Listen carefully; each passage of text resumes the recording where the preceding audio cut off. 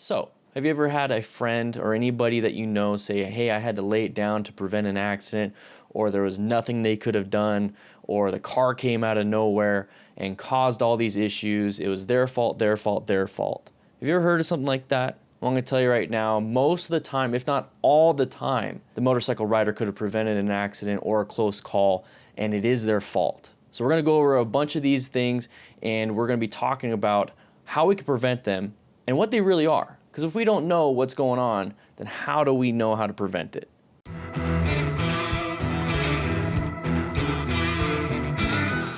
So welcome to my studio. This is where I do all my live streams and I do all my fun little things behind the scenes. So if you'd like to know more, please, please, please click that subscribe button and that notification bell button, because you'll be notified every single time I do a live stream and every single time one of these videos come out. So while I'm talking about this list, I really want you to start thinking, do I do these things? Do I have friends that do these things?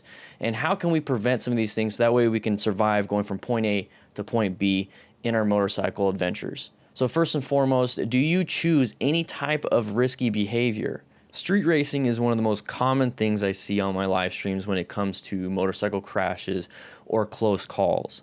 Street racing is a very high risk and high skill endeavor, so make sure you have the skill involved before you can even start going fast on the road. So if you catch yourself riding fast all the time on the road, always going above speed limit, maybe check out a track day near you. Now there's going to be a lot of different track days, a lot of different track classes. They range from beginner all the way to advanced. They range from having a coach to having an open track day. So make sure you check that out. That way you can actually play around and practice your skills out on this place where it's nice and safe. So just like road racing, stunting on public roads can be very dangerous. Just trying to get from point A to point B can be dangerous for a motorcycle rider out on the main road. So if you're adding in wheelies and drifting to the mix, is just not good. Please don't do that. It's already dangerous for all of us out there. Just like track days, practice stunting in a closed off parking lot, usually after hours, and usually with the business's permission, because you don't want them getting upset if you drop your bike and gouge their asphalt or concrete. This is one way to make it really safe for you and to minimize the risks involved with having traffic in there, oil, debris, anything else like that. So if you're going to be stunting, please do it in a closed off area. This way you can focus 100% on your skills and not have to worry about keeping it in line because a car might merge or there's an intersection coming up ahead when you're doing a wheelie. Another risky behavior that actually claims a lot of lives as motorcyclists is drinking and riding. So I'm going to be reading this straight from the NHTSA, and I just want to say thank you to Daniel Cook on my Patreon for updating me, because I originally had a 2013 study, but we have a 2017 study here. So 4,885 people operating a motorcycle were killed in motorcycle crashes. Of those motorcycle riders, 1,357, which is 28% of motorcycle riders that died in 2017, had a blood alcohol content of 0.08 or higher. So 28% of all motorcycle fatalities in 2017, they were drunk. We have the highest overall rate of deadly drunk driving crashes when compared to other fatal motor vehicle crashes in 2017. Okay, this goes to you, the 40 to 44 and 45 to 49 age groups. You guys are the top of the list for drunk riding. So if you're part of that statistic, let's go ahead and minimize that risky behavior. How many times have you gotten off work and you're just so excited to get home, you're so tired of having to be at work and the traffic is just stupid, you hate everything, you just want to get there, get there, get there. So impatience is a very risky behavior.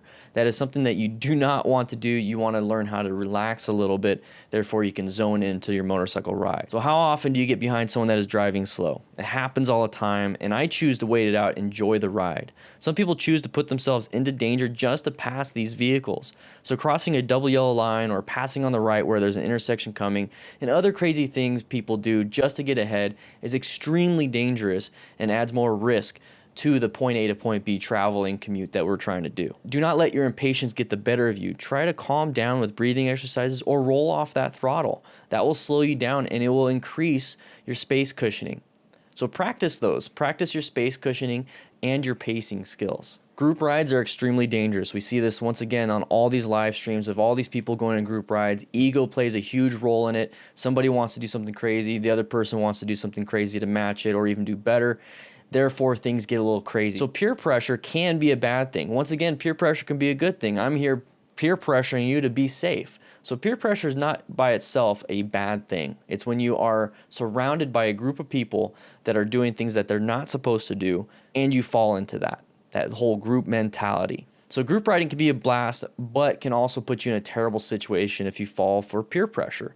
Pack behavior is easy to fall prey to, even for those that are easygoing. Some riders feel the need to show off and speed, then you decide to keep up. You also then decide to show your superior skills and then ride beyond your own limits.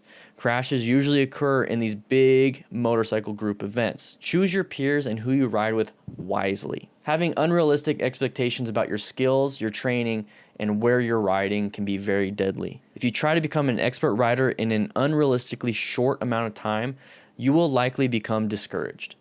Nothing happens that quick. You have to progressively get better and better and better. Before you know it, within a year, within 6 months, you look back and you're like, wow, I was like this? Wow, wow, wow, wow, wow, wow. You need to take a step back and work on your skills slowly, but progressively. Nobody is perfect, and if you make a mistake, take a breath and keep building your skills. Focus on your achievements and not your faults in the practice session. So while you're practicing, really focus on what you did really good. Encourage yourself. When you have had time to think about how the practice went, go back and have an objective view of your weaknesses. Work on those weaknesses with a fresh and happy set of eyeballs.